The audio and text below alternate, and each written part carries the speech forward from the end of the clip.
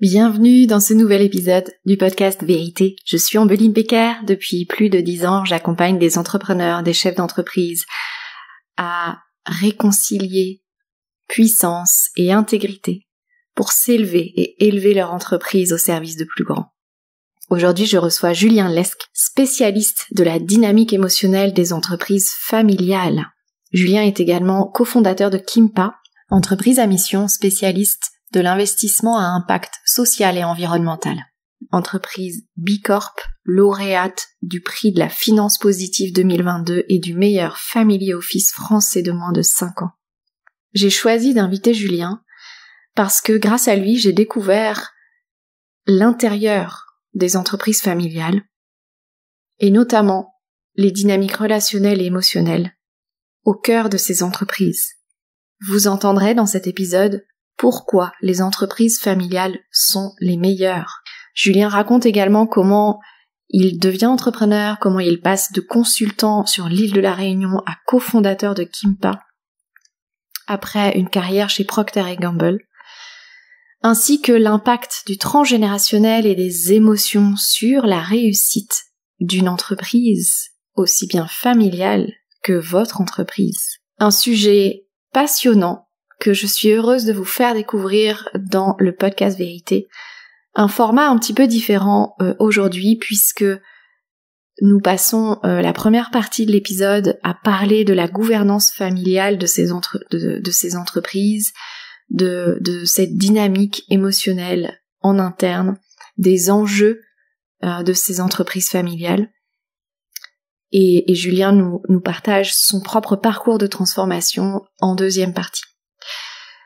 Si vous aimez l'épisode, même si vous n'allez pas jusqu'au bout, merci de le partager, d'ajouter un avis, vos 5 étoiles, un commentaire positif pour soutenir le podcast et simplement le partager à 2 personnes de votre entourage par WhatsApp.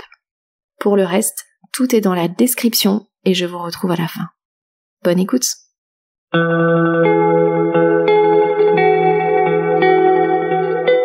Bonjour Julien et bienvenue dans le podcast Vérité. Bonjour Ambeline. Merci d'avoir accepté mon invitation. Je suis très heureuse de créer cet espace avec toi. Je pense que tu as beaucoup de choses à nous dire. On va voir ça. Alors, ma première question toujours dans le podcast, c'est où est-ce que tu te situes maintenant pour qu'on puisse t'imaginer dans ton environnement? Eh bien, aujourd'hui, je suis chez moi et je suis exactement sur la table de mon salon, qui est une belle table ronde en bois, recyclée, et j'ai vu sur pas mal de nature, des arbres, et il fait assez beau. Il fait même très beau. Est-ce que tu as envie de nous dire géographiquement où est-ce que tu es? Je peux le dire. Je suis dans un petit village qui s'appelle Saint-Cyr-sur-Mer, qui se trouve entre La Ciotat, dans les Bouches-du-Rhône, et Bandol, dans le Var. Ouais. Et puis, je connais bien Saint-Cyr-sur-Mer. Ouais. Alors, pour qu'on te connaisse mieux, Julien, et qu'on apprécie d'autant plus ce que tu vas nous transmettre aujourd'hui, qu'est-ce que tu aimerais nous partager, on va dire, des grandes étapes de ton parcours pour devenir qui tu es aujourd'hui? Alors, très simplement, donc je m'appelle Julien Lesque, j'ai 47 ans, je suis marié avec Géraldine, avec qui nous avons fondé une petite famille avec 2 petites filles qui ont 5 et 10 ans, qui s'appellent Diane et Eva. On a passé une quinzaine d'années de notre vie sur une île qui est chère à notre cœur, qui s'appelle l'île de la Réunion. Puis quelques années sur l'île de Majorque. Donc on est plutôt des voyageurs, fans de nature, de plongée sous-marine, de montagne, de trail, de courses de montagne, tout ce genre d'écosystème nous plaît beaucoup. Et moi, je suis né en banlieue parisienne, dans une famille avec un père médecin et une mère biologiste. Je suis le deuxième d'une fratrie de 3, avec un grand frère qui est un demi-frère, et donc le premier d'une fratrie de 2 du côté de ma mère, une petite sœur qui s'appelle Jessica. Voilà, en gros. Ok. Et au niveau de ton parcours d'entrepreneur, qu'est-ce que tu aimerais nous dire? Ou professionnel d'ailleurs. Pour mon parcours, j'ai fait des études de commerce assez classiques. J'ai bossé en gros une dizaine d'années dans une petite société qui fait des couches-culottes et des lames de rasoir qui s'appelle Procter & Gamble. Petite boîte. Voilà, petite entreprise corporate qui a été finalement un moment important parce que une entreprise qui a une culture assez particulière où on ne peut rentrer que tout en bas, ou en étant racheté. C'est l'un ou l'autre. Et donc les carrières vont assez vite. Il y a beaucoup de formations et beaucoup de méthodes. Et ça a bâti, je pense, une façon de structurer ma pensée business assez tôt. Et puis ensuite, en fait, cette société m'a emmené sur l'île de la Réunion, où je dirigeais l'ensemble des marchés export français basés dans l'océan Indien, avec quelques pays d'Afrique comme le Zimbabwe, le Mozambique, Madagascar. Et puis surtout, j'avais un job de rêve parce que j'avais la Polynésie, la Nouvelle-Calédonie, l'océan Indien, les Caraïbes. Donc j'avais des équipes aux Caraïbes, mais moi je voyageais pas mal à cette époque-là et c'était assez sympa. Et puis il a fallu rentrer. T'avais le meilleur secteur de Procter en fait. J'avais surtout un boss à Genève et moi j'étais sur mon caillou et c'était quand même assez agréable. J'avais beaucoup la main sur. Ça fait partie de cette petite business unit où on gère un peu tout, ce qui est rare dans un corporate. Et puis bien sûr, il a fallu rentrer. C'est toujours des postes qui durent 3-4 ans.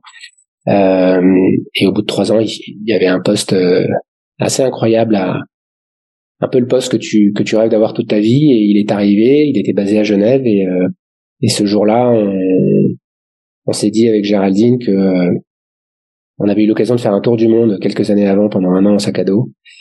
Et on s'était dit qu'il faudrait pas se tromper entre réussir dans la vie et réussir sa vie. Et là, on me proposait de réussir dans la vie.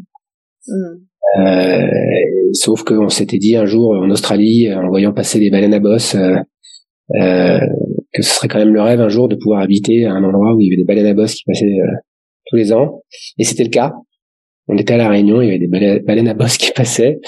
Et on s'est dit non, on va rester là. Et donc c'est là qu'a commencé ma carrière d'entrepreneur, puisque expatrié sur l'île de La Réunion, avec des salaires assez importants, c'est assez difficile de retrouver des jobs équivalents dans des petits départements. C'est un département, l'île de la Réunion.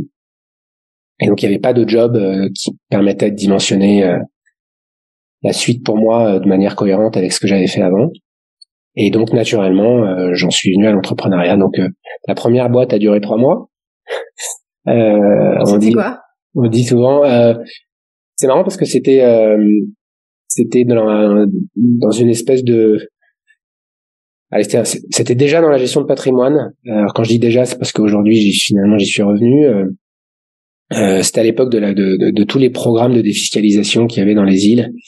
Et donc je devais rejoindre un collectif de 3 personnes qui étaient en train de monter un projet. Et ils avaient besoin de moi pour monter une agence immobilière et développer tout le business immobilier sur la zone. Et en fait, ce que je leur ai dit, c'est aucun problème pour le faire. Donc j'ai monté l'agence immobilière et je leur ai dit, mais par contre, c'est pas tous les ans qu'on arrête 10 ans de carrière dans un groupe comme Procter. Et donc je vais prendre 3 mois off et puis quand je reviens, je peux continuer à fond, quoi. Et en fait, quand je suis revenu, ils étaient en train de s'entre-déchirer. Et donc manifestement, c'était pas le bon endroit pour atterrir. Et donc je leur ai dit que je les rejoindrais pas. Et suite à ça, c'était un petit peu compliqué parce que du coup, j'avais pas de projet. J'avais 2 ans devant moi, mais malgré tout, j'avais anticipé, et j'avais un projet, et jusqu'à présent, j'avais pas trop à me poser ce genre de questions. Donc, mais ça m'a pas plus inquiété que ça, et si ce n'est que finalement, et c'est peut-être mon expérience d'entrepreneur, le premier projet qui avait l'air sympa qui est passé et où j'étais pas tout seul, j'y suis allé. Et donc j'ai rejoint une société, une petite société, en fait un collectif où ils étaient 3 actionnaires, 3 associés, avec une dizaine d'employés. C'était historiquement un centre d'appel basé à La Réunion et qui faisait des terrains d'enquête pour une société d'études. Et l'un des fondateurs était venu me voir parce qu'il avait comme idée de développer à l'époque quelque chose qu'on avait appelé du data marketing.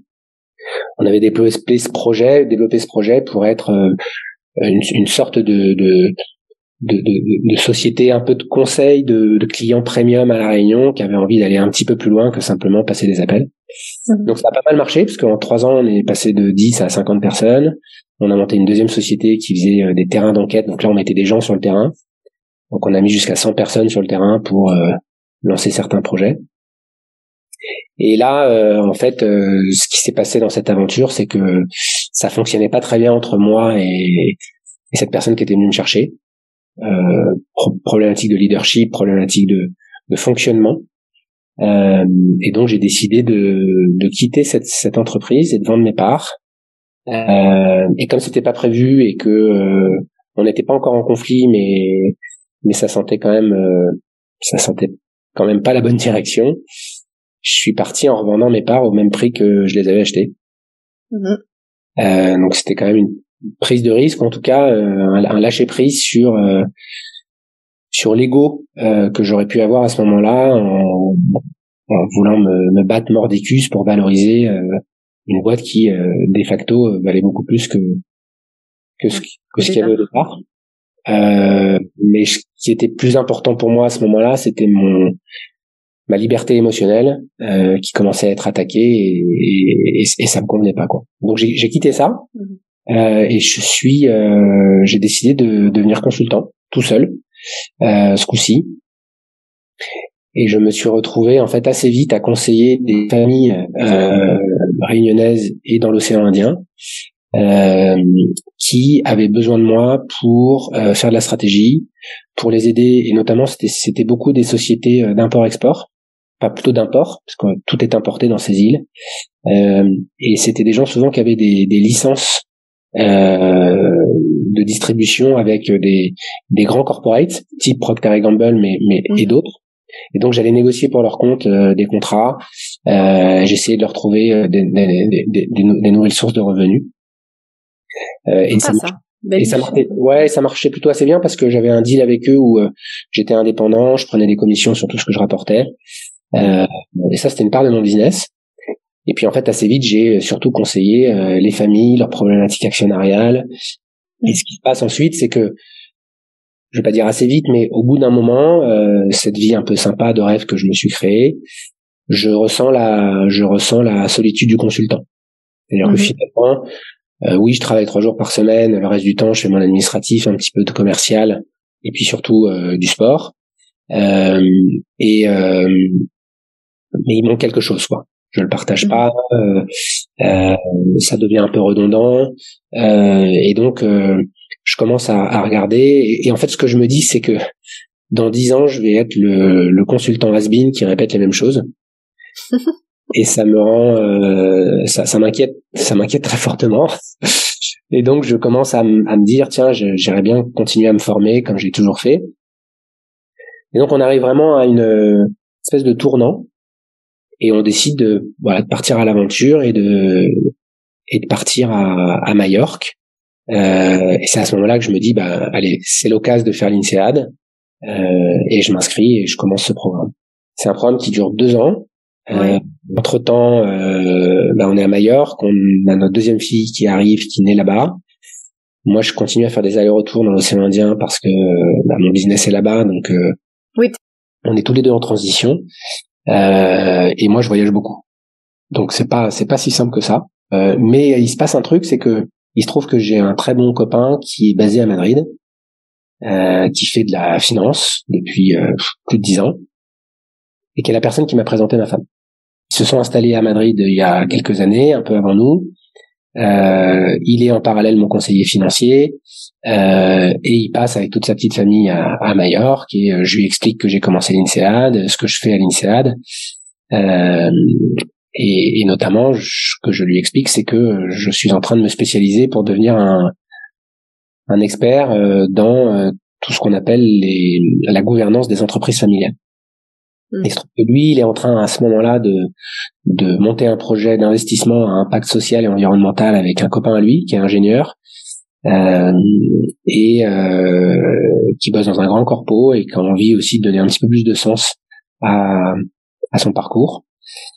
Et en fait, il nous marie parce que l'un de ses clients, ou l'une de ses clientes d'ailleurs, reprend la direction d'une grande entreprise familiale du sud de la France et a des besoins de gouvernance. Et donc Olivier est un expert en finance, mais pas un expert en gouvernance. Et c'est comme ça que on commence à bâtir Kimpa, qui est donc le projet que je porte maintenant, qui est un projet de société de conseil en investissement à impact social et environnemental, qui propose deux grands services. Un service d'investissement appelé Family Office, donc pour les familles fortunées, sur l'ensemble de leur patrimoine. Et puis ça c'est du conseil c'est du conseil sur toutes les problématiques civiles, fiscales et patrimoniales de famille. Puis à côté de ça, du conseil en investissement, avec le développement de solutions d'investissement à impact social et environnemental, qui est porté par mon autre associé. On vient là. Donc moi en parallèle, je finalisais ma thèse à l'INSEAD. L'INSEAD change ma vie. Il y a un avant et un après l'INSEAD, parce que c'est un master spécialisé dans la dynamique émotionnelle, la psychodynamique des organisations.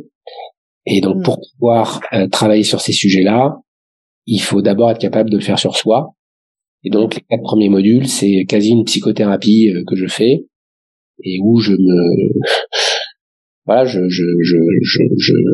vais à la rencontre de moi-même très fort, et je pose tout un tas de sacs que je me traînais, et je découvre aussi beaucoup de choses qui me permettent d'une certaine manière d'engager ce nouveau processus. Et notamment dans ce processus-là, il y a un module spécialisé sur les entreprises familiales.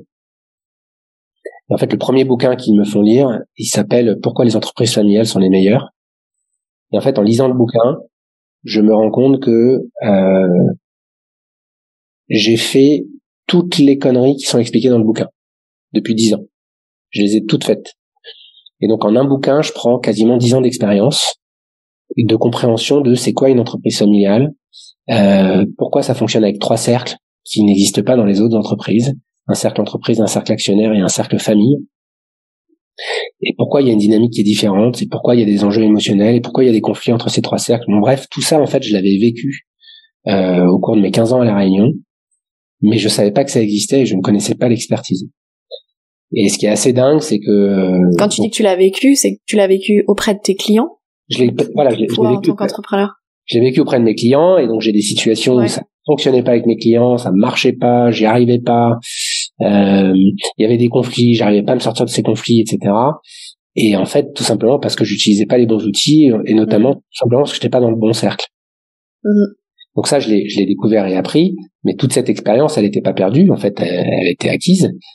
Simplement, je l'ai redécouverte au filtre de ce bouquin. Et il se trouve que le gars qui a écrit ce bouquin, qui s'appelle Randall Carlock, est un des professeurs de l'INSEAD. Et donc je le contacte en fait. Et il me dit, si tu veux faire ce métier-là, il faut absolument que tu ailles rejoindre une organisation qui s'appelle le Family Firm Institute, qui est basée aux États-Unis et qui regroupe d'une certaine manière tous les académiques et tous les consultants en gouvernance familiale dans le monde. Julien, est-ce qu'on peut faire une parenthèse pour expliquer peut-être à nos auditeurs ce que veut dire la gouvernance familiale ou la gouvernance d'entreprise? Ouais. En fait, dans une entreprise, de manière assez vulgaire, souvent il y a un organe de direction qu'on appelle souvent un directoire, et puis il y a des actionnaires. Les actionnaires sont souvent des non-exécutifs. Lorsqu'ils sont exécutifs, ils sont dans l'entreprise. Et donc souvent, par exemple, quand quelqu'un crée une entreprise tout seul, il est à la fois le dirigeant de son entreprise, mais il est aussi le principal actionnaire, ou l'unique actionnaire, et puis il est aussi souvent le chef de famille. Et donc en fait, là, il y a 3 cercles qui sont superposés. Lorsque cette famille s'agrandit, et qu'on arrive à la 2e puis à la 3e génération, on peut avoir des gens qui sont dirigeants de l'entreprise, qui sont actionnaires et qui sont dans la famille, mais on peut avoir des gens qui sont dans la famille, qui sont pas actionnaires et qui sont pas dans l'entreprise, ou qui sont dans l'entreprise mais qui sont pas actionnaires. Bref, on peut avoir tout un tas de différentes situations. Et donc, il y a différents organes de gouvernance qui se créent. Et donc, souvent, il y a un organe au niveau des actionnaires qui est souvent un conseil de surveillance et l'assemblée des actionnaires. Et donc, ce conseil de gouvernance, il vient de manière assez traditionnelle, challenger le directoire, notamment lorsque tout va bien, et l'aider quand tout va mal. Mais il n'est pas exécutif dans l'entreprise. Et donc, quand on travaille la gouvernance d'une entreprise, et notamment d'une entreprise familiale, donc dans une entreprise, souvent on entend parler de conseil d'administration, de conseil de surveillance, c'est ça la gouvernance, c'est organiser finalement comment on va construire ces différents organes, ces différents conseils, et comment on va les alimenter de différents rôles et différentes personnes. Et quand c'est une entreprise familiale, il y a en plus la famille. Et donc, on peut entendre parler d'assemblée familiale ou de conseil de famille qui vient regrouper en fonction des familles, soit uniquement les actionnaires familiaux, soit la famille élargie. Et donc, tout ce petit monde interagit avec parfois des objectifs qui peuvent être en conflit d'intérêts. Par exemple, je suis un actionnaire, j'ai besoin de dividendes, et je suis le chef d'entreprise et j'ai besoin d'investir. Donc la question c'est est-ce que je donne des dividendes à hauteur de ce que mes actionnaires me demandent ou pas? Et donc quand c'est votre entreprise, c'est facile. L'arbitrage est facile à faire puisque finalement vous êtes le principal actionnaire ou l'unique actionnaire et vous êtes le dirigeant de l'entreprise. Donc c'est une des raisons pour lesquelles très très souvent les entreprises familiales ont souvent un déséquilibre entre leur patrimoine privé et patrimoine professionnel, ou comme ils ont peur que l'entreprise ne soit pas suffisamment pérenne, ils laissent toujours un peu plus qu'une entreprise corporate ou une entreprise non familiale dans l'entreprise. Et donc tous ces sujets-là créent potentiellement des conflits entre les familiaux, entre les actionnaires, sur le devenir de l'entreprise, sur la direction de l'entreprise, sur qui peut travailler dans l'entreprise, qui va être le futur dirigeant, est-ce que c'est mon fils, est-ce que c'est mon cousin, est-ce qu'ils vont réussir à travailler ensemble? Et la réalité, c'est que c'est pas si simple que ça.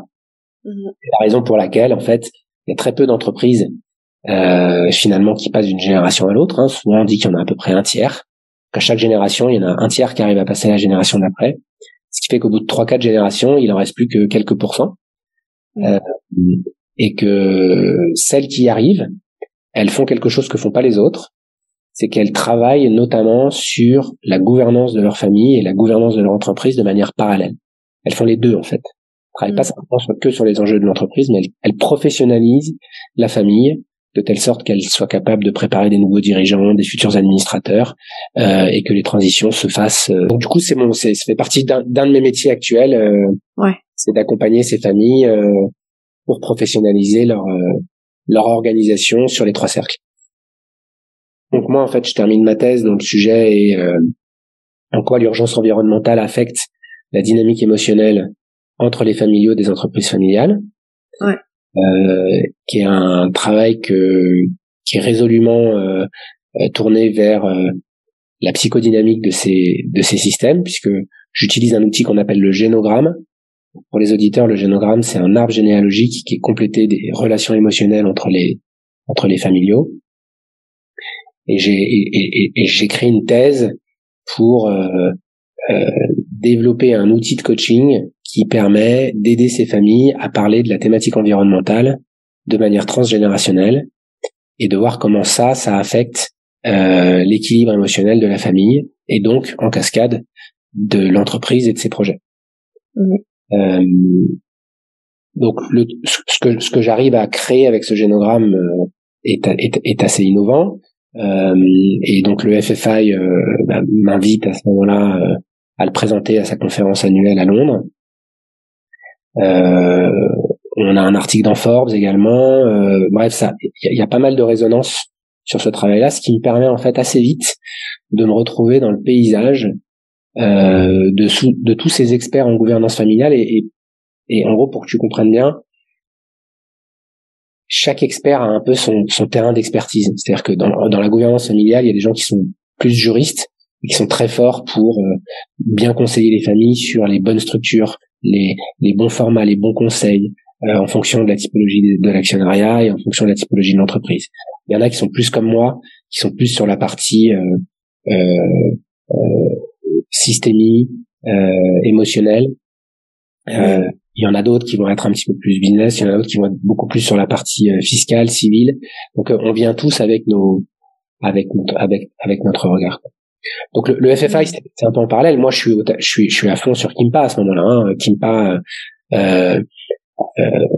c'est un projet majeur dans ma carrière. On est aujourd'hui 17 sur 3 pays, sur 3 sites, sur 2 pays, l'Espagne et la France, Paris, Aix-en-Provence et Madrid.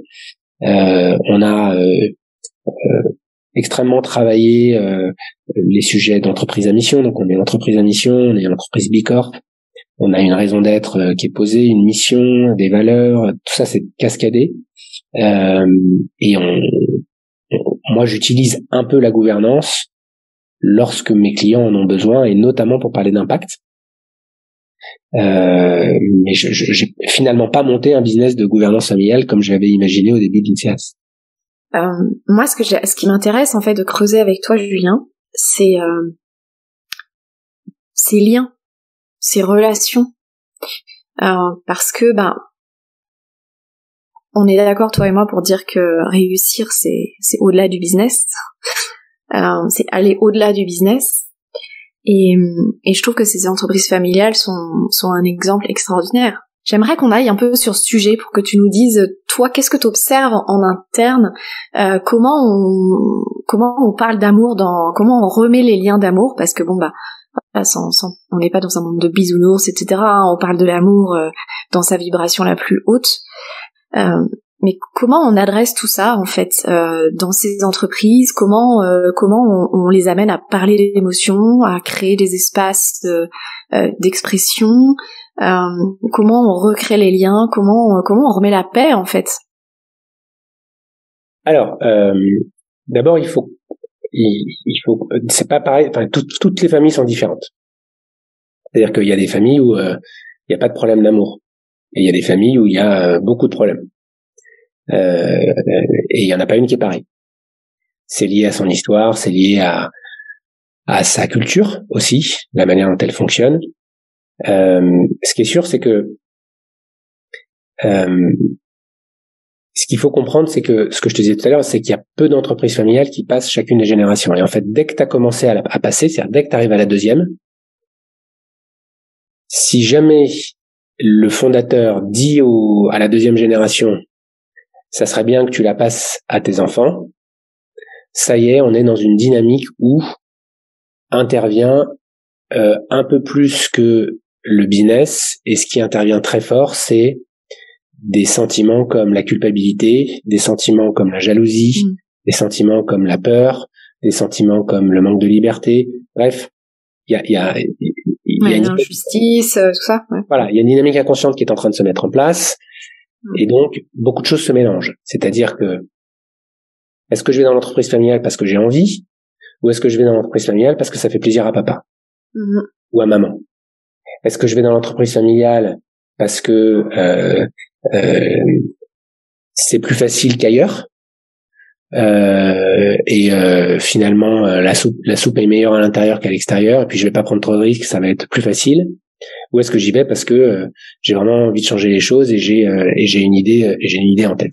Donc, ce qu'il faut savoir, c'est qu'il y a 2 cas où ça marche et 2 cas où ça marche pas.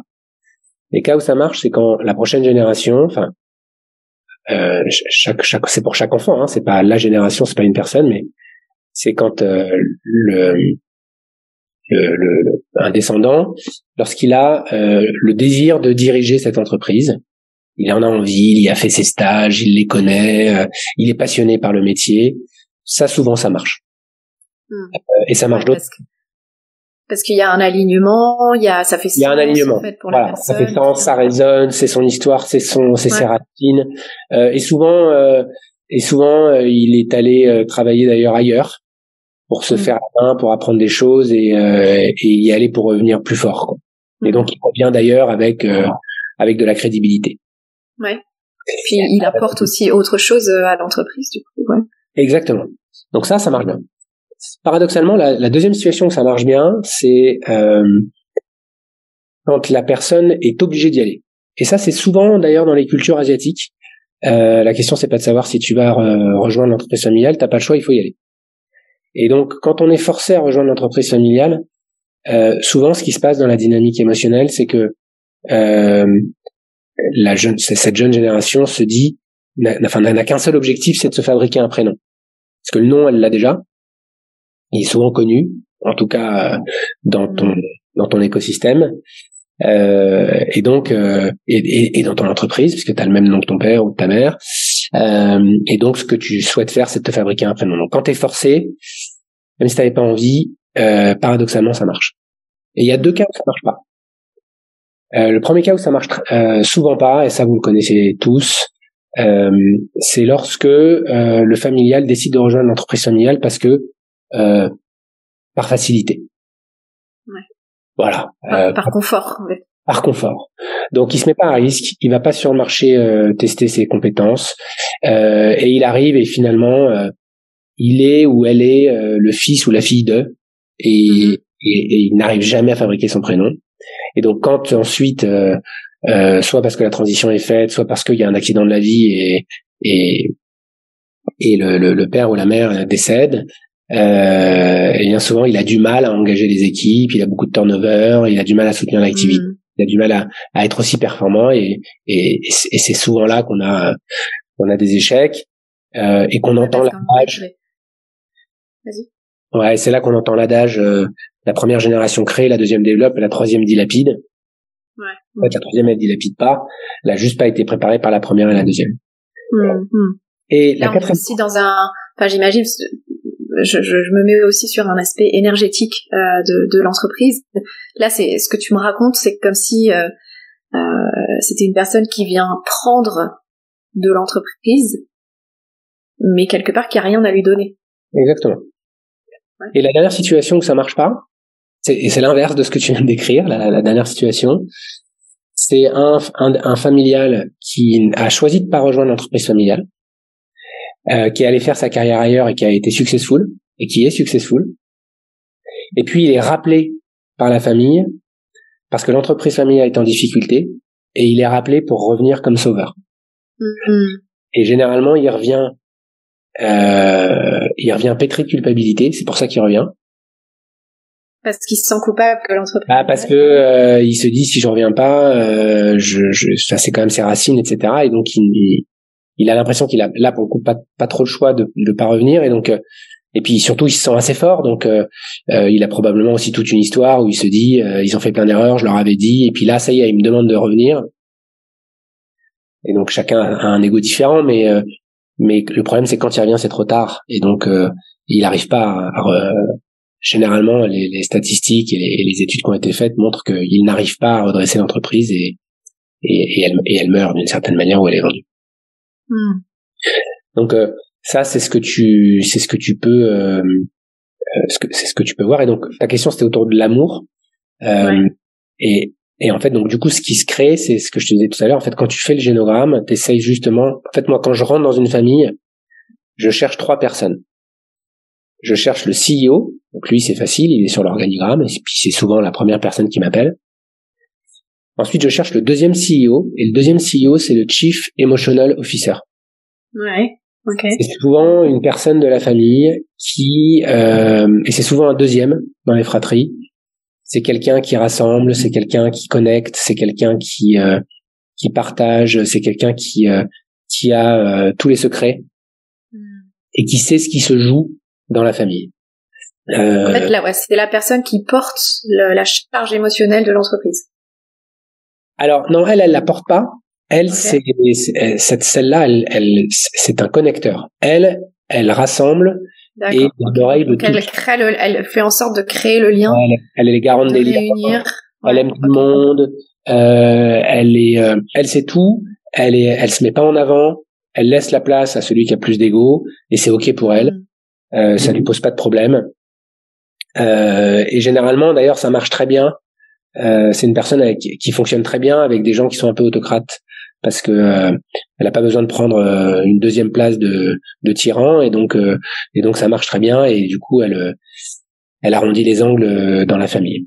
Et la troisième personne que je cherche et qui peut être une de ces deux-là,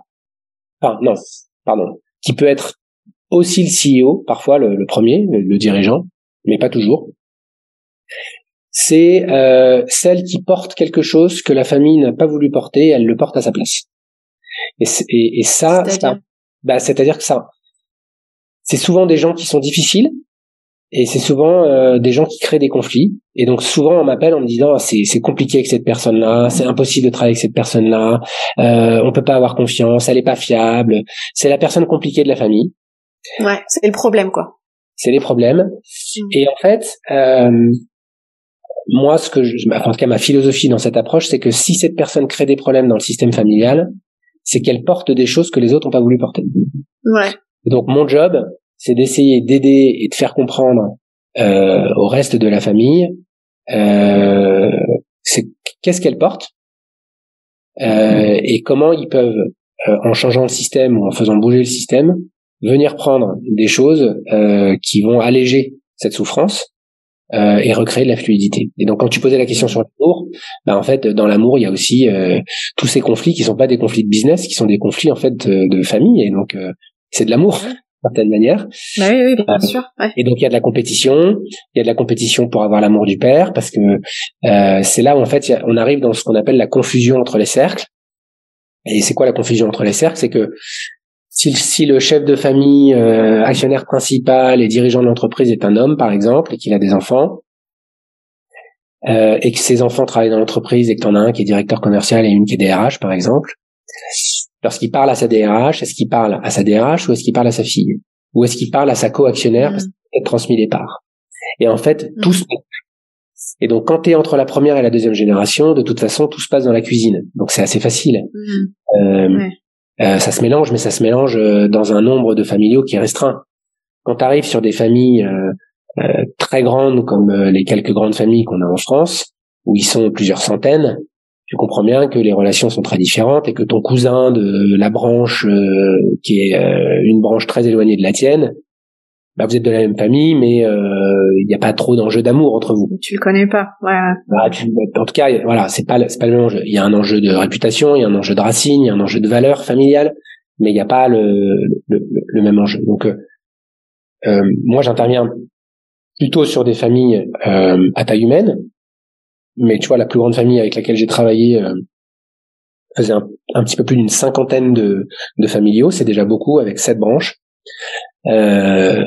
Il y a des interactions un peu compliquées et tu vois qu'il y a des inimitiés qui se créent, mais il peut y avoir aussi jusqu'à des rôles qui sont interchangés, des pères qui sont finalement déçus de leur fils d'un point de vue business, pas d'un point de vue fils. Tu vois, ils auraient aimé que ça soit un leader pour l'entreprise, puis finalement le leader c'est le cousin de son petit frère. Et en fait c'est ça qu'il faut accepter, c'est que c'est pas un univers féodal. Et pourtant, c'est assez difficile lorsque tu as été dirigeant de ton entreprise et que tu la transmets de génération en génération, de pas la transmettre à ton enfant. Ouais. Donc, ce qui vient se jouer à ce moment-là, et c'est un gros travail qu'on fait dans les entreprises, c'est la notion d'équité plutôt que la notion d'égalité. Si tu regardes dans les transmissions d'un point de vue civil, fiscal, patrimonial, les parents, ils ont plutôt envie de diviser à part égale entre leurs enfants. Et ce qui est à peu près logique. Ça, c'est l'égalité. L'équité, c'est de mettre la bonne énergie et le bon support au bon endroit. Ça veut dire quoi? Ça veut dire que si parmi les 4 enfants, il y en a un qui a le talent pour reprendre l'entreprise familiale et que les autres l'ont pas, c'est pas que les autres sont des mauvaises personnes, C'est juste qu'ils ont peut-être envie de faire autre chose. C'est juste que qu'ils sont pas faits pour ça. Ils sont pas faits pour ça, et c'est ok, plutôt que de vouloir faire les choses. Et donc là se créent des enjeux d'amour, c'est-à-dire que si celui qui reprend l'entreprise familiale a toute la lumière et tout l'amour du père ou de la mère, alors les autres qui n'ont pas envie d'y aller, peut-être ils y vont quand même, parce que ce qui est en train de se jouer, du coup, c'est pas le devenir de l'entreprise familiale, c'est la reconnaissance du père ou de la mère, de manière complètement inconsciente. Et donc c'est ça tous les enjeux de travail que tu fais, notamment en gouvernance familiale avec la prochaine génération. C'est de travailler sur les plans de carrière des enfants, de bien gérer cette équité, et que tout le monde soit reconnu pour ce qu'il est, pas pour ce qu'il fait dans l'entreprise. Alors ça m'évoque plein de choses aussi, ce que tu partages. On a parlé d'entreprise libérée aussi ensemble un peu en préparation. Ça m'évoque aussi la notion de symptômes dont on a parlé dans l'épisode avec Unison, avec Fabien Malgrand et Raphaël Bicci, qui eux utilisent les lois du vivant en fait pour gérer une entreprise. Et quand tu me parles de cette personne problème entre guillemets, on dit en fait c'est cette personne qui devient le symptôme. Et c'est ce symptôme qui montre qu'il y a un déséquilibre qui s'est créé et que donc il y a une nécessité de retrouver un équilibre. Exactement. C'est exactement. Et puis il y a la notion aussi de personne source que toi t'évoques pas dans ce que tu nous dis. Personne source dont on a un petit peu parlé avec Christian Junot. Dans le podcast aussi, qui est un principe auquel je suis formée moi et que j'aime beaucoup parce qu'en fait la personne source c'est la personne qui est à l'origine de la vision de l'entreprise. Ouais. Et donc bien souvent dans les entreprises familiales ça peut être un ancêtre on va dire, et en fait à chaque fois il y a ce flambeau de la personne source à transmettre. Et je me souviens parce que j'avais fait la formation de la personne source avec Christian et ce qui était très intéressant c'est qu'il disait que à partir du moment où le flambeau n'a pas été transmis parce qu'il faut que ça soit conscient, c'est comme si l'entreprise n'avait plus de personne source et donc elle se désintègre. Comment toi tu perçois cette notion-là? Est-ce que ça te parle? Est-ce que tu vois cette notion de personne source?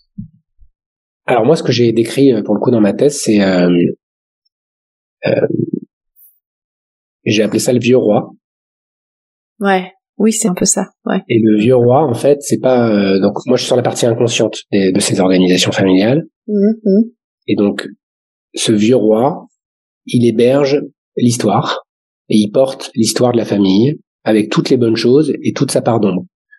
Les bonnes choses, c'est ce qu'ils ont réalisé, l'impact qu'ils ont pu avoir souvent d'un point de vue social, sociétal, les associations qu'ils ont pu aider, ou les familiaux, la réputation, le nom de la famille. Tout ça, c'est les biens qu'ils ont acquis, leurs biens familiaux. Souvent, ils ont des biens très chargés en énergie.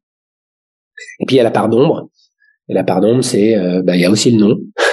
Il y a aussi la culture, la manière dont le leadership s'est positionné entre quelques personnes, souvent dans la famille. Et ensuite il y a la fille du roi. Et puis dans la pardon, il y a aussi toutes les mémoires. Toutes les mémoires, exactement. Toutes les histoires, toutes les mémoires, notamment tous les chocs émotionnels. Quand on travaille avec le génogramme, les non-dits, les secrets de famille et tout ça. Les accidents, les maladies, les événements comme des guerres, et parfois des faillites, des maladies qui se répètent, des gens qui vont en prison, des suicides. Il y a beaucoup de chocs dans ces les enfants hors mariage. Exactement, il y a tout ça. Et donc ça, c'est ce vieux roi. Il a tout ça. Et en fait, à côté de ça, et donc c'est la partie qu'on appelle l'animus des organisations. Donc c'est la partie masculine des organisations. Donc c'est pas forcément incarné par un homme. C'est la partie masculine. Et ensuite, t'as l'anima. Et l'anima, je l'avais décrit comme la fille du roi. Et l'anima, en fait, cette fille du roi, qui représente la nouvelle génération, pareil, qui peut être composée d'hommes et de femmes, elle, pour survivre, elle n'a pas d'autre choix que de répondre aux enjeux de son temps. Pas aux enjeux du temps de la génération d'avant, mais aux enjeux de son temps d'aujourd'hui. Et donc, si tu veux faire un parallèle avec là où on se trouve en ce moment, nos parents ou nos grands-parents, leur enjeu du siècle dernier, après les 2 guerres mondiales, c'était la paix. C'est ce qui a amené à la construction de la communauté européenne, puis de l'Union européenne, de tous les accords bilatéraux, commerciaux, etc., pour plus qu'il y ait de guerre et pour plus que ça recommence dans le monde occidental. On a globalement réussi à faire. Tu vois bien comment, du coup, on a géré le Covid de manière ultra sécurisée. Aujourd'hui, l'enjeu des nouvelles générations, c'est pas la paix, c'est la planète. Ouais. Et donc, du coup, cette fille du roi, elle doit faire sa propre individuation au sens jungien du terme, c'est-à-dire qu'elle doit aller faire son introspection personnelle, mais aussi de son entreprise, de son marché, de ses enjeux, et de venir répondre à des enjeux de société avec cet outil ou cette entreprise qui est l'entreprise familiale. Et donc pour ça, elle doit se libérer des chaînes du vieux roi. Tu vois, si on devait le décrire comme dans un conte de fées, tu pourrais avoir la fille du roi qui est enfermée dans le donjon et elle attend son prince, quoi. Sauf que en fait, les princes n'existent pas. Ça, on le sait. Et ce qu'il faut, du coup, c'est une clé. Et cette clé-là, aujourd'hui, qui va rassembler les générations, et ça, c'est mon avis, c'est la capacité à ces générations à venir mettre au cœur de leur famille les enjeux sociétaux pour attirer la nouvelle génération qui, aujourd'hui, challenge de manière très, très forte la génération du dessus sur le sens de l'entreprise. Et donc, quand tu es dans une entreprise qui est sur des territoires de business où finalement c'est assez facile de se diriger vers les enjeux sociétaux, c'est assez simple d'attirer la nouvelle génération. Quand par contre t'es sur une industrie qui est pointée du doigt, c'est pas facile de les attirer. Si t'es dans les hydrocarbures, va attirer la nouvelle génération. Si t'es dans l'armement, va attirer la nouvelle génération. Si t'es dans l'aérien, va attirer la nouvelle génération. Voilà. Donc ça, et c'est là en fait où il y a besoin de faire un passage de flambeau entre la personne source, on va dire peut-être ancien modèle qui a été gardienne de la vision jusque-là, mais que finalement il y a besoin de mettre à jour et de réajuster la vision avec les enjeux sociétaux d'aujourd'hui et de l'avenir. Et donc en fait ce travail-là, il se fait alors chaque consultant en gouvernance familiale le fait différemment, mais souvent l'enjeu c'est de commencer par la vision de la famille et les valeurs de la famille. Ouais. Et se poser la question suivante, c'est pourquoi on a envie de continuer à faire ça en famille dans les 20 ans qui viennent. Et faire ça, c'est faire plus que la famille, c'est-à-dire faire cette entreprise familiale et le faire ensemble. Donc ça, c'est un gros travail qu'on fait. Quand on fait ce travail-là, bien sûr, il y a des enjeux de communication et on voit bien la dynamique qui se passe, on voit bien les inimitiés, on voit bien les jalousies, on voit bien la concurrence, on voit bien tous ces sujets-là. Et donc c'est pas facile de mettre tout ce beau monde autour de la table et de les engager, mais ça permet de parler de choses taboues, et il y en a plein. Par exemple, est-ce qu'on a le droit de vendre les parts de l'entreprise familiale? Et tu vois, moi j'ai des familles, vendre ses parts, c'est tuer la famille. Ouais, c'est une trahison. Ouais. Donc tu vends pas tes parts. Il y en a d'autres, au contraire, c'est dans la culture de la famille, on choisit un familial qui a envie de reprendre l'entreprise et tout le monde lui vend ses parts parce que il faut qu'il soit maître chez lui. Et donc eux, en fait, à chaque génération, c'est comme s'ils recommençaient. Et il fait des chèques aux autres. Mais quand il fait ça, aujourd'hui, comme ça coûte très cher la transmission, s'il fait des chèques aux autres, d'une certaine manière, il demande à l'entreprise de payer. Et donc, il l'affaiblit sur sa capacité d'investir, puisqu'il doit, d'une certaine manière, payer aux héritiers ce qu'il aurait dû. C'est passionnant. Alors moi, j'aurais plein de questions à te poser aussi en tant que coach, tu vois, je me demande concrètement en fait comment ça se passe. Mais non. En fait, on va peut-être pas aborder. Enfin, oui, vas-y, dis. On peut aborder très vite, mais en fait, ce qu'il faut que tu comprennes, c'est que Donc l'enjeu c'est de professionnaliser la famille, et pour professionnaliser la famille, il y a deux pans à explorer. Il y a ce qu'on appelle les activités entrepreneuriales. Sur mon écran, ce que je t'ai dit, c'est qu'il faut développer l'orientation entrepreneuriale de chaque génération, si on veut qu'elle réussisse à continuer à développer cette entreprise en face des enjeux de sa génération. Donc, pour développer l'orientation entrepreneuriale, il y a deux pans de travail. Il y a la partie consciente qui est des activités entrepreneuriales. Donc là, c'est très business. C'est très business et c'est très factuel. Tu prépares la nouvelle génération à devenir des administrateurs, il y a des formations pour ça, il y a du juridique, il y a du business, il y a de la finance, il y a de la comptabilité, il y a des ressources humaines. Enfin bref, il y a tout un tas de choses à regarder. C'est quoi un pacte d'actionnaire, c'est quoi une charte familiale, etc. Et de l'autre côté, il y a des facteurs émotionnels. Et ces facteurs émotionnels, il y en a en gros 3. Le premier, c'est le devoir envers la famille. Celui-là, il est extrêmement puissant parce que on doit identifier en quoi ce devoir il peut être néfaste pour le mouvement familial. Et donc, c'est ce qui se joue, ce qui se joue dans la famille. Le deuxième, je te l'avais dit, c'est le désir de leadership. Donc, il y a une partie qui est très positive, mais il y a une partie très négative. C'est comment en cascade, ça vient créer de la jalousie, de la concurrence, et donc des comportements qui sont pas des comportements sains dans une entreprise, mais qui se jouent au niveau de la famille. Quand tu dis désir de leadership, ça peut être aussi la notion de pouvoir. Ouais, c'est exactement ça. C'est exactement. D'accord. Et le troisième, c'est ce qu'on appelle en anglais an emotional ownership factor. Ouais. Et c'est des éléments inconscients qui peuvent être très divers et qui sont souvent liés à qu'est-ce qui fait que le théâtre familial se rejoue de manière perpétuelle. Et donc là, tu dois comprendre quelle est la dynamique. Et donc chaque famille est différente. C'est là que le génogramme et mes outils sont importants. Et je les utilise d'ailleurs avec ou sans eux, notamment quand la famille est plutôt en danger ou plutôt sous pression. Je commence pas à leur faire le génogramme parce que quand tu fais le génogramme, tu rentres quand même très fort dans l'introspection, et donc il n'y a pas nécessairement besoin de sortir les dossiers à ce moment-là, mais par contre moi j'ai besoin de l'avoir pour comprendre ce qui se joue en fait. Et ce qui nous intéresse dans la dynamique émotionnelle des familles, nous, c'est la répétition. Ok, c'est intéressant parce que finalement ces 3 facteurs émotionnels, on les retrouve chez tous les dirigeants, chez tous les chefs d'entreprise, hein.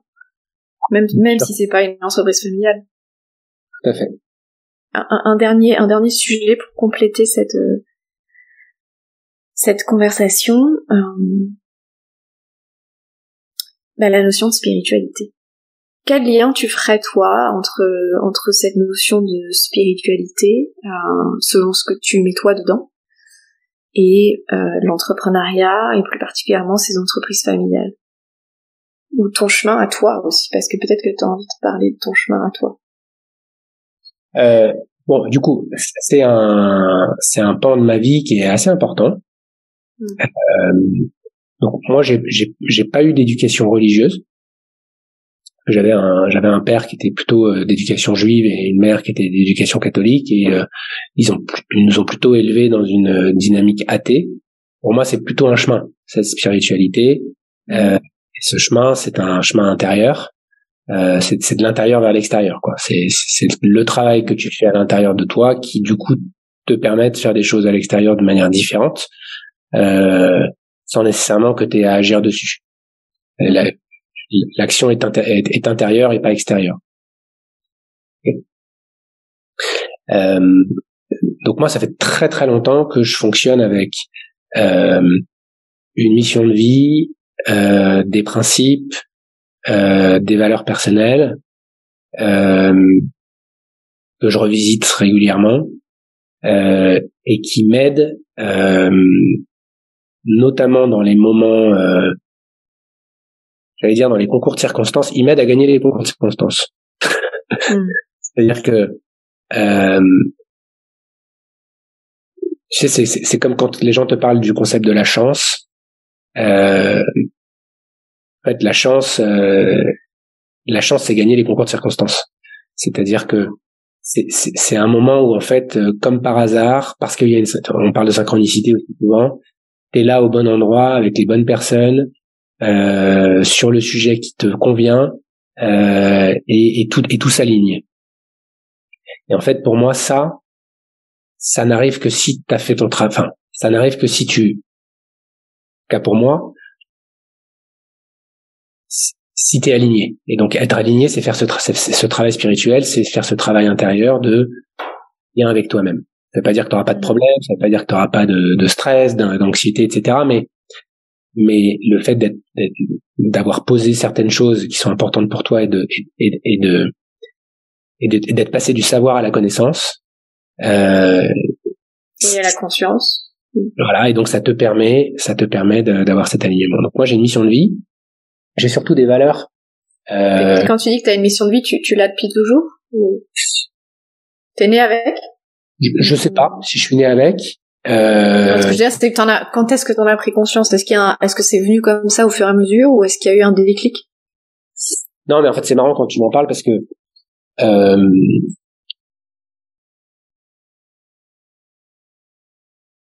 je dirais peut-être qu'elle pourrait se revisiter. Je m'explique. Moi, ma mission de vie, c'est connecter avec les gens et la nature chaque jour. Connect with people and nature every day. Si je suis dans un environnement où il n'y a pas de nature, si je suis dans un environnement où je suis tout seul, je vais sombrer. C'est pas moi. Moi, j'ai besoin des autres pour me régénérer. Oui, tout à l'heure, on parlait beaucoup du lien. Je te disais, tout ça, c'est une question de lien, en fait. Extrêmement important. En fait, c'est ça, ouais. Donc, ça, c'est important, et j'ai besoin de la nature. Donc, c'est la raison pour laquelle j'ai aussi probablement ce parcours, qui était pas écrit comme ça, mais si on est parti à La Réunion, qu'on y est resté, si on est allé à Majorque, si aujourd'hui on habite au bord de la mer, c'est parce que c'est plus fort que réussir dans la vie. Tu vois. Et donc ça, c'est quoi? Qu'est-ce qui est plus fort? Ce qui est plus fort, c'est mon alignement ne fonctionne que s'il y a des gens avec qui je peux interagir, et s'il y a de la nature idéalement puissante, forte, qui crée cette liberté et cette connexion. Ça, c'est extrêmement fort pour moi. Et donc, dès qu'on a eu des choix de vie à faire avec Géraldine, la première chose que je regarde, c'est est-ce que ça connecte avec cette mission, et surtout, est-ce que ça connecte avec mes valeurs personnelles. Et les valeurs, en fait, ce qui est assez sympa, c'est que pour moi, les valeurs, c'est ce qui te met en mouvement. Et donc, quand j'avais bossé ces valeurs-là avec un coach il y a bien longtemps maintenant, on les a posées et puis on les a décrites. Donc, on a mis des mots et puis on les a décrites. Et lorsqu'on a fait ce travail-là, ce qui est assez rigolo, c'est que ensuite, il m'a fait faire une bataille de valeurs. Donc, tu vois, moi, par exemple, j'ai liberté, harmonie, partage, j'en ai 6. Et donc, il me disait, bon, allez, liberté contre harmonie, réfléchis pas, mais le premier qui te vient. Et donc, on a fait une bataille de valeurs. Puis à la fin, il me les a classés. Il me les a classés dans celui qui avait le plus de points et celui qui avait eu le moins de points. Et quand j'ai vu ça, je lui ai dit, bon, alors ça veut dire quoi? Ça veut dire que cette valeur-là, c'est ma valeur la plus importante, puis la dernière, c'est ma valeur la moins importante. Et il m'a regardé, il a souri et il m'a dit, non, celle qui a le plus de points, c'est celle que tu as le moins nourrie dernièrement. Ouais. Et donc, en fait, ce que je fais, moi. Celle qui est en carence. Exactement. C'est assez intéressant de voir, comment ils résonnent avec tes valeurs, et de voir ce qui est touché ou ce qui est pas touché, pour pouvoir prendre les bonnes décisions. Donc ça, c'est quelque chose. Tout à fait. Moi, on en avait parlé d'ailleurs dans l'épisode numéro 2 avec Claudette Lauvencin. J'avais proposé aussi à un moment l'exercice de la route des besoins qui revient un petit peu à ce que tu dis, où tu vois, c'est une roue et en fait tu mets tes ingrédients essentiels, donc ce qui peuvent être ce qui en fait sont tes valeurs, et de les noter en fait entre 1 et 10, et effectivement de faire ça régulièrement, ça permet de faire un bilan assez rapide et de voir ce qui a besoin d'être réajusté. Voilà. Et puis après, peut-être que ce que je peux te rajouter, c'est que j'ai 4 principes que j'ai posés pour pareil il y a assez longtemps. Et que j'aime bien, parce qu'en fait, quand t'es dans la machine, quand t'es entrepreneur, il y a des opportunités de partout, tout le temps. Et au début peu importe l'entreprise l'aventure entrepreneuriale, les débuts sont toujours un peu chaotiques parce que ton business model est pas encore figé, il est pas encore installé, donc tu le cherches. Donc tu as un peu tendance à marcher en crabe et à accepter un petit peu tout ce qui vient. Puis tu as besoin de business, donc ça c'est important aussi dans l'entreprise de poser ce genre de choses. Mais moi à titre personnel, j'ai 4 principes que j'ai appelés mes 4 T. Le premier c'est le temps. Et pour moi avoir plus de temps c'est plus important qu'avoir plus d'argent. Et des fois tu as du mal à dire non. Ça me prenait beaucoup trop d'énergie. Mon deuxième c'est le voyage. Donc c'est un T parce qu'en anglais c'est travel. Pour moi le voyage c'est la capacité à regarder les choses sous un angle différent. Et donc en fait quand tu restes dans ta rivière de pensée, quand tu restes dans ton écosystème et que t'en sors jamais, c'est difficile pour toi de comprendre ce qui se passe connecté avec des gens différents. Et ça c'est extrêmement important pour moi, cette capacité à faire un pas de côté pour t'observer finalement à l'extérieur de ton propre système. Mon troisième T c'est la transmission. Le projet qui me passe, je le fais pas pour moi en fait. Je le fais parce que ce qu'on a posé comme raison d'être et comme mission nous dépasse, et j'ai qu'une seule envie, c'est que mes équipes s'approprient le projet et que je puisse leur vendre mes parts s'ils le souhaitent ou en tout cas leur filer les briques du projet. D'ailleurs, c'est assez intéressant parce que aujourd'hui on a signé vraiment aujourd'hui, ça s'est fait aujourd'hui, donc c'est le scoop. On a signé notre premier client. Il n'a vu aucun des associés pour le moment. Ah, ok. Ça c'est intéressant parce que ça veut dire que bravo à l'équipe. Exactement, bravo à l'équipe. Mais ça veut dire que on se rend pas indispensable au système et on est vraiment dans cette attitude de transmission et il faut le faire avec passion, mais aussi avec humilité. On n'est pas plus intelligent que nos équipes et l'union fait la force. Et le quatrième, ouais. C'est take care of yourself, donc s'occuper de soi. Parce que c'est pas un 100 mètres. L'entrepreneuriat, c'est un marathon, c'est un ultra trail. Et souvent, et c'est le cas pour moi en ce moment, les premières années, on a un peu tendance à courir le marathon vitesse 100 mètres, et donc on s'essouffle, on est fatigué. Et là, on fait des erreurs. On fait des erreurs de management, on fait des erreurs de décision, on fait des erreurs. Et c'est là que personnel aussi et personnel aussi, avec beaucoup d'impact pour la famille. Et c'est là qu'on peut faire des erreurs qui sont à ce moment-là un peu plus graves, quoi. Ok. Merci de nous partager tes outils. Quand tu dis que ta mission c'est connect to others et nature, c'est ça, avec mon accent merdique. Donc le lien, si on devait résumer, le lien aux autres et le lien à la nature. Ouais. Mais tu me disais que peut-être tu sentais qu'il y avait un besoin de mise à jour de ça. En fait, la mise à jour, elle a été faite, mais je l'ai pas répercutée dans ma mission de vie. C'est-à-dire que ce que j'ai découvert quand j'ai fait mon propre génogramme, c'est assez rigolo. Donc je te le disais tout à l'heure, mon père est plutôt de confession juive, ma mère de confession catholique. Du côté de ma mère, c'est une famille d'agriculteurs. Ma mère avait 22 cousins germains sur des grandes propriétés agricoles, vraiment plusieurs propriétés dans les Deux-Sèvres. Ah, donc toi, t'as aussi ça dans ton ADN, en fait, l'entreprise familiale. J'ai ça. Ouais. Et ce qu'il faut que tu saches sur cette partie-là, c'est qu'en fait, mes grands-parents, donc les parents de ma mère, en fait, j'ai connecté un peu avec ma grand-mère, mais qui était en fauteuil roulant, et mon grand-père, il est mort, il avait 40 et quelques années, donc je l'ai jamais connu. Ma mère avait dit. Je trouve que mon grand-père maternel était curé. Et pendant la guerre, il a dû aller faire la guerre, et il a rencontré ma grand-mère dans les Ardennes, et bien l'en a pris, parce que sinon je pourrais pas te parler aujourd'hui. Et il a viré sa cutie, comme on disait à l'époque. Et il a ce que m'explique ma mère, c'est que tant qu'il était, donc il est revenu dans sa famille, tant qu'il était en vie, la famille tenait. Parce que tu imagines bien qu'une fratrie, donc lui il avait 9 frères et sœurs, c'est pas facile. Parce qu'en fait, en psychogénéalogie, on dit d'ailleurs que ça marche par 3. Donc, c'est-à-dire que quand t'es un premier, bah, t'es le premier. Quand t'es un quatrième, t'es un premier. Tu vois. Et quand t'es un huitième, t'es un premier. Et donc, tout ça, ça fait 3 leaders. Alors, peut-être c'est des rôles, hein. T'es pas nécessairement un leader quand t'es le premier, mais en tout cas, t'as 3 grands types de rôles qu'on cherche dans les familles. C'est le bon élève, le médiateur et l'artiste. Ce grand-père a été le médiateur de la famille. Ouais. Et a tenu cette famille. Et le jour où il est mort prématurément, en fait, cette famille s'est entredéchirée. Et moi, j'ai toujours connu ma mère faire l'échec à l'association de la famille pour le procès familial. Il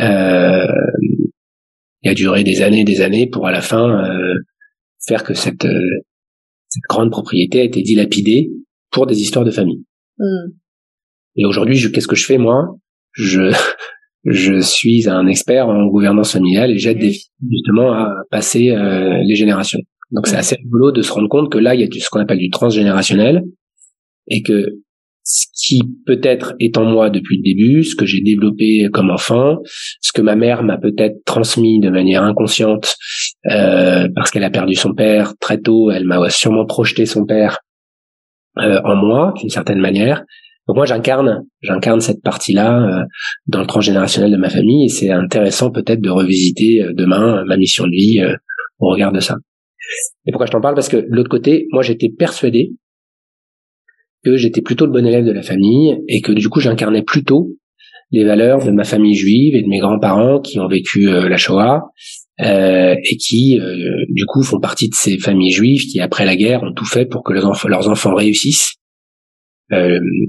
Justement pour survivre à cette tragédie qui a eu lieu dans le siècle dernier. Et moi, j'avais l'impression que j'incarnais cette réussite pour la famille. Et en plus, j'étais très connecté à ma grand-mère.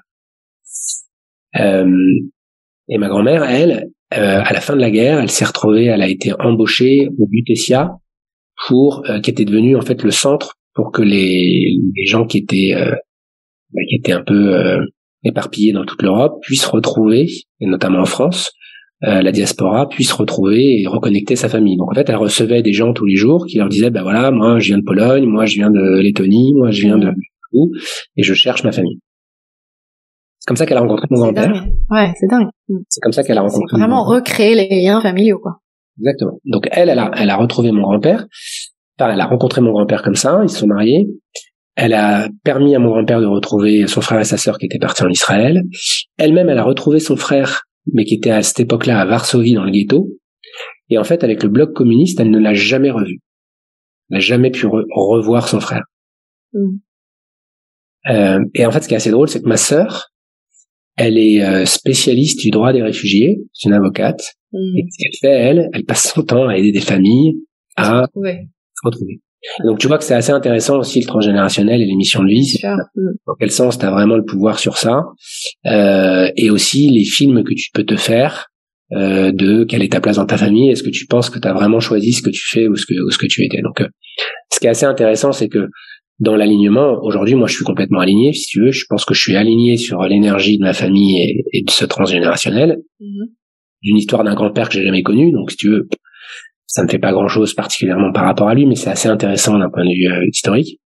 Ce qui est d'autant plus intéressant, c'est que dans le travail du génogramme, tu demandes toujours aux gens de le faire à la main, jamais avec un ordinateur. Parce qu'en fait, leur inconscient laisse des erreurs.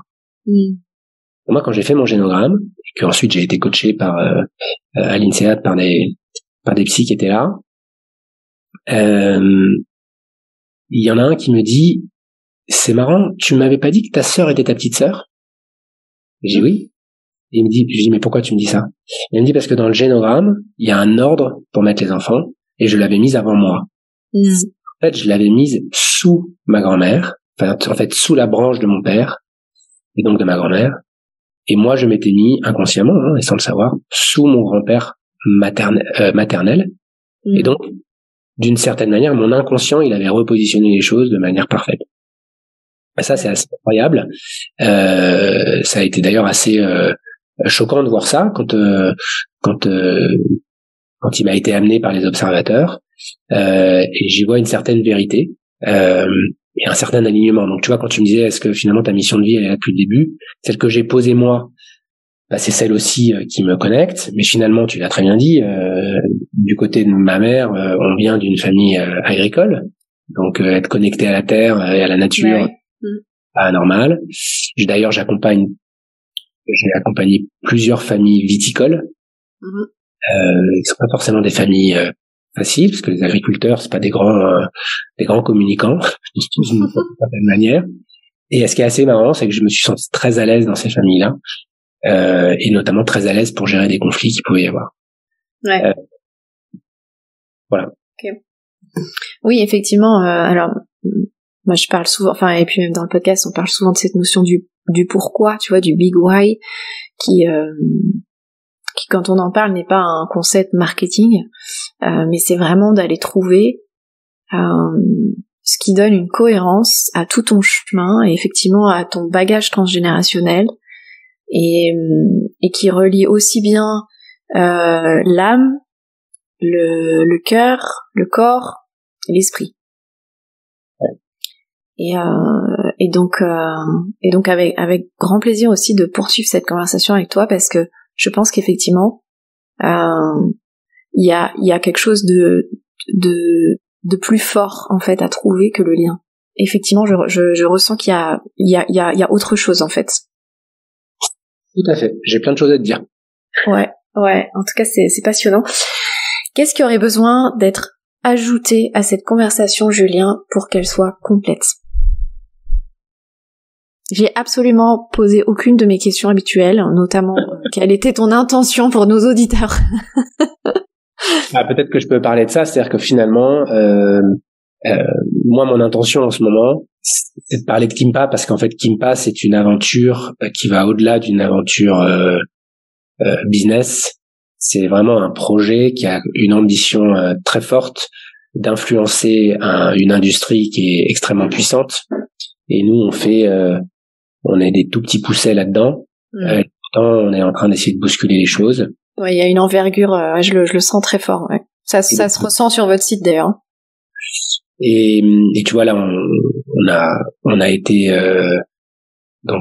sélectionné pour faire partie de la Convention des entreprises pour le climat finance. On est reconnu maintenant sur le marché comme des experts de l'investissement à impact.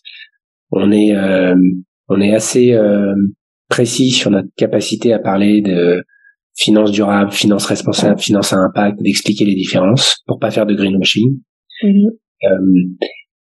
Et en fait, ce que je voulais peut-être transmettre pour les gens qui veulent entreprendre ou qui sont entrepreneurs, c'est que moi, Julien Lesque, je suis pas du tout un fan de la finance.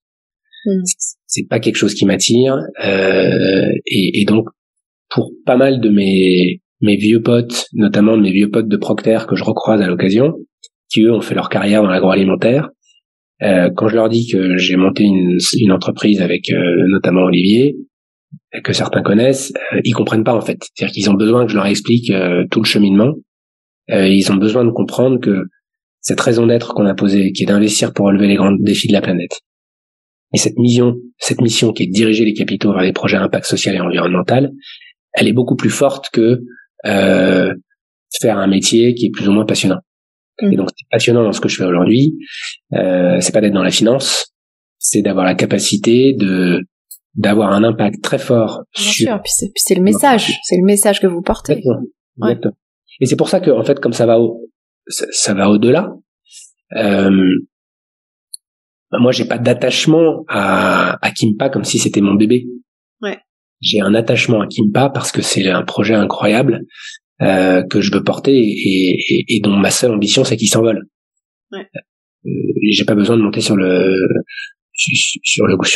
l'oiseau qui va s'envoler, si tu veux.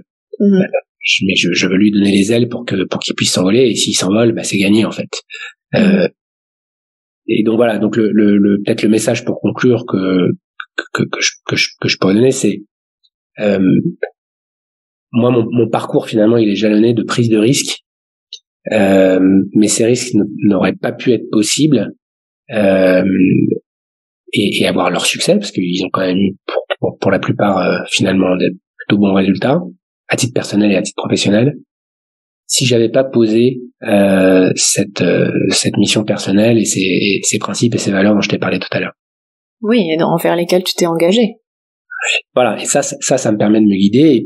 Et parfois, t'as l'impression de négocier un peu, t'as l'impression que tu flirtes avec les choses. Et donc, je fais un gros travail de connexion. Tu vois, systématiquement, quand il y a un sujet difficile, une conversation difficile, un conflit, je vais aussi venir taper dans la partie inconsciente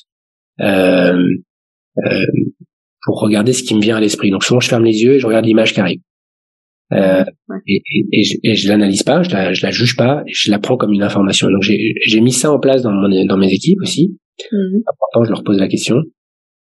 Ça me donne de l'information supplémentaire, justement pour pas se faire avoir par les sirènes d'un beau projet, d'un projet qui ramène pas mal de chiffre d'affaires et on en a besoin en ce moment, mais qui est tellement loin de nos valeurs que il va nous prendre toute notre énergie, il va nous faire rater un autre projet, peut-être qu'on n'a pas encore vu, qui est peut-être pas encore là, mais qui se cache. Et donc c'est pour ça que on a parlé au début de gagner les concours de circonstances. Les concours de circonstances, en fait, tu les gagnes parce qu'en fait t'es prêt au moment où il faut que tu sois prêt. C'est qu'en fait c'est comme les grands sportifs. J'ai un ami qui est préparateur mental et en fait il me disait que tu ne te dépassais pas. En fait t'es juste au pic de ta performance au moment qui est la compétition, à l'instant T. Et donc c'est pour ça qu'il faut pas que tu sois surpréparé parce que sinon tu te blesses. Il faut pas que tu sois sous-préparé. Donc en fait c'est tout un travail pour arriver à ton pic de préparation, à ton pic de performance le jour de la finale, quoi. Là c'est pareil. C'est le moment où tu dois prendre la décision importante de faire tel ou tel investissement qui est clé dans ton parcours entrepreneurial. Il faut que tu sois bien aligné parce que les enjeux peuvent être dramatiques. Donc et t'embarques aussi une responsabilité parce que nous on est petits, on est 17, mais 17 en 3 ans, tu vois que ça non, 17 en 3 ans c'est bien. Donc t'as la responsabilité aussi de ces jeunes ou de ces personnes qui décident de venir dans ton entreprise après 3 entretiens. C'est quoi 3 entretiens pour décider de donner un bout de ta vie à une organisation? C'est rien du tout. Il y en a qui s'en sortent magnifiquement bien, il y en a pour qui c'est plus difficile. Et donc t'as aussi cette responsabilité d'embarquer les bonnes personnes qui sont alignées avec ton projet.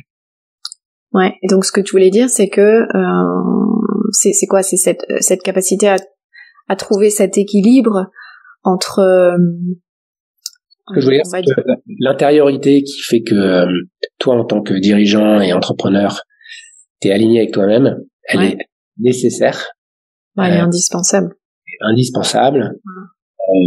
Pour que les décisions difficiles que tu devras prendre soient les plus justes possibles, juste pour ton collectif, juste pour ton entreprise, juste pour pour la mission. Tout en fait. Tout. C'est cette justesse qui est importante. Ouais. Voilà. Ok, merci beaucoup. Merci à toi et bravo pour l'initiative. Et alors pour terminer,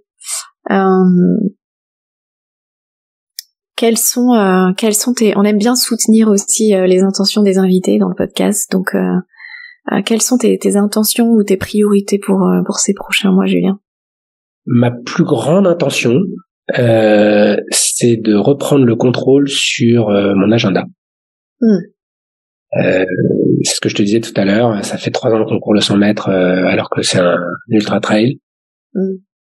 Et je crois que pour le bien de nos équipes, de nos familles, de nos amis, de notre entreprise, il est important d'être en capacité d'avoir du temps pour réfléchir, du temps pour penser, du temps pour du temps pour faire, parce que c'est comme ça que tu prends les meilleures décisions. Et là aujourd'hui, on n'y est pas encore. Alors c'est normal, il y a des cycles dans les entreprises. 1 an, 3 ans, 5 ans. On vient de passer les 3 ans avec une levée de fonds. Donc là, l'enjeu maintenant, c'est d'essayer vraiment de se focaliser le plus possible sur les choses importantes.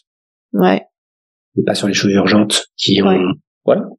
Ok. Et puis, effectivement, je pense que la conversation sur ta mission et sur ton pourquoi pourra aussi t'aider à recontrôler ton agenda et à faire du tri, en fait. Exactement. Parce qu'il y a peut-être aussi de nouvelles autorisations à te donner. Exactement. Et qui aimerais-tu entendre dans ce podcast? Moi, j'aimerais bien entendre une personne qu'on a soutenue récemment. Tu verras si elle accepte ta proposition. Elle s'appelle Déborah Pardo, scientifique et spécialiste des oiseaux, qui a monté une association qui, notamment, elle a fait ça, elle a fait plein d'autres choses dans sa vie, mais qui aide les femmes entrepreneurs à développer des projets à impact. Ouais. Basée à Marseille. Elle a utilisé la voile et le bateau pour créer des moments expérientiels et un programme de leadership pour ces femmes-là. Ouais. Ultra engagée. Elle fait pas mal de missions scientifiques au niveau des pôles. Et elle a 2 milliards d'idées pour changer le monde. Une énergie incroyable. Et je pense que elle aurait pas mal de choses à partager avec nous. Ah bah, et puis en plus, si elle est à Marseille, tu peux peut-être même me la présenter dans la vraie vie. Magnifique. Avec quoi tu repars, Julien, de cette conversation? Ben avec un temps, justement un temps long, tu vois, le temps que je cherchais, une pause. Donc c'était une pause très agréable.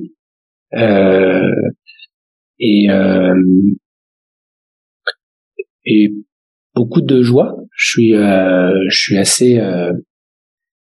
suis quelqu'un d'assez positif et j'ai conscience que malgré toutes les difficultés qu'on peut tous avoir les uns et les autres, le parcours est chouette et je vais continuer à le dessiner avec ma petite famille et puis avec mes associés et mes équipes. Merci beaucoup, Julien. Merci pour tout ce que tu nous as transmis aujourd'hui et à bientôt. À très bientôt.